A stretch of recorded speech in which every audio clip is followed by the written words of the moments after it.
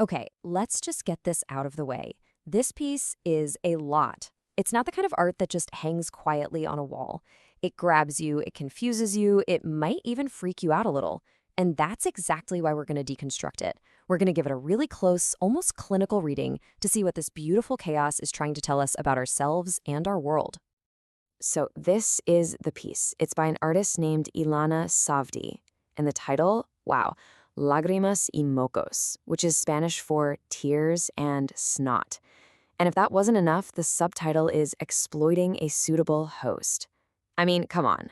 Before we even begin to analyze the image, the title just throws you right into this world that is raw, biological, and, well, kind of gross. It's setting the stage for something really intense. All right, let's talk first impressions. Because when you first lay eyes on this thing, it is just an explosion. It's like a fever dream put to canvas. So let's try to pin down what we're actually looking at here. Okay, let's break this down. First, the colors are just electric, right? These bold, almost fluorescent reds, blues, and greens that really draw your eye in. But then you start to see the details. You've got what looks like a man's head holding a woman's body. There's a mask on her face. And their limbs, they're just melting into each other. You can't tell where one begins and the other ends. And look at this giant limb here.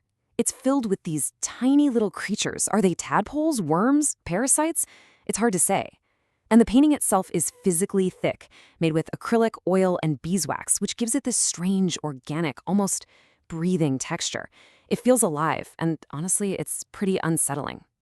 So, what are we supposed to feel looking at this? It's a total paradox. The colors are so beautiful, almost joyful, but the subject matter is grotesque and confusing. It's like it's seducing you and repulsing you at the exact same time. And that tension, that's the key. To really get what's going on here, we have to move past just looking and start analyzing. We need some tools. And for those tools, we're turning to psychoanalysis. Don't worry, it's not as scary as it sounds. We're just going to borrow a couple of really useful ideas that will help us unlock this whole thing. Okay, our first idea comes from a psychoanalyst named Donald Winnicott. He talked about something called transitional phenomena. It's basically that space between me and not me. Think about a kid's favorite teddy bear. To us, it's just a stuffed animal. To the kid, it's everything. It's a comfort object, a friend, a piece of home. It's filled with personal meaning. Well, Winnicott would say this painting can function in the same way. It becomes a transitional space for us, the viewers. Those weird tangled limbs, those strange creatures, they're not just paint on a canvas. They become triggers for our own stuff, our memories, our feelings, our anxieties. Our second tool is from Melanie Klein, and it's a concept called splitting. And honestly, it's something we all do. It's a defense mechanism where our brain simplifies the world by splitting it into black and white categories, good versus bad, safe versus dangerous. It helps us manage overwhelming feelings, especially when we're kids. But here's the thing. This painting feels like it was specifically created to completely demolish that instinct.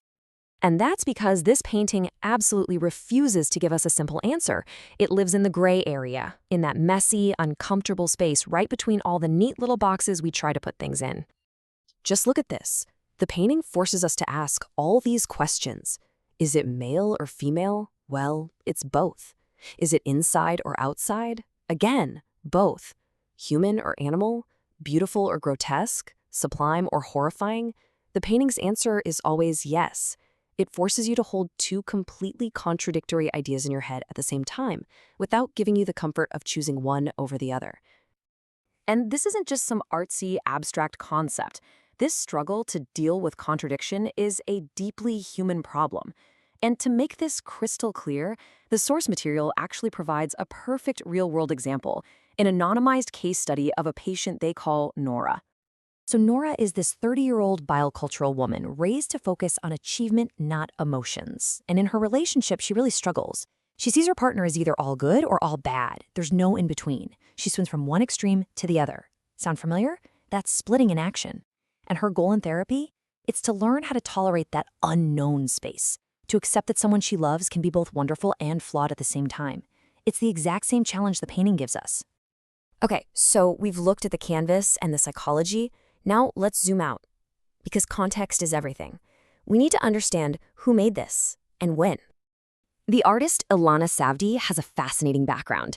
She grew up in Barranquilla, Colombia, and was really inspired by the energy and chaos of Carnival, this huge celebration of the body and performance. Then she moves to Miami as a teen and eventually gets her MFA from Yale. So you have this incredible blend of cultural influences that all feed into her work, which often explores identity, the body, and pushing boundaries. Now look at the year this was made, 2021. This is so important. Think about where we all were in 2021. The world was just reeling. We were in this moment of collective trauma, anxiety, and just utter exhaustion from the pandemic. This painting was born out of that specific moment in time. And you don't even have to guess. The artist says it herself. She said, "We live in a collective time of dread and anxiety. There's exhaustion in the collective psyche.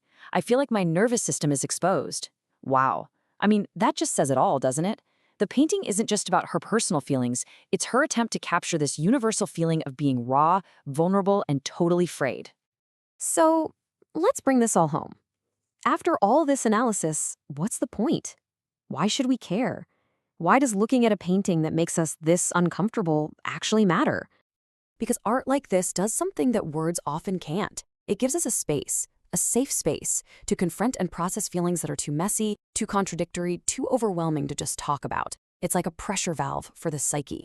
And in times of huge collective stress, like the one we've all been living through, that's not just a nice thing to have. It's absolutely essential. There's this amazing quote by the sociologist Avery Gordon that I think just nails it. She talks about complex personhood. The idea that all of us are full of contradictions. We can be gracious and selfish, we get stuck, we transform, we are messy, and that right there is what this painting is all about.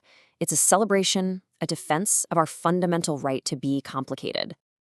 So we're going to end not with a neat little summary, but with a question for you to take away. This painting is a workout for your brain, forcing you to tolerate ambiguity, to hold beauty and grotesqueness, pleasure and pain, all in the same space. So I'll leave you with this. What are the contradictions that you're holding right now? And how might art help you sit with them?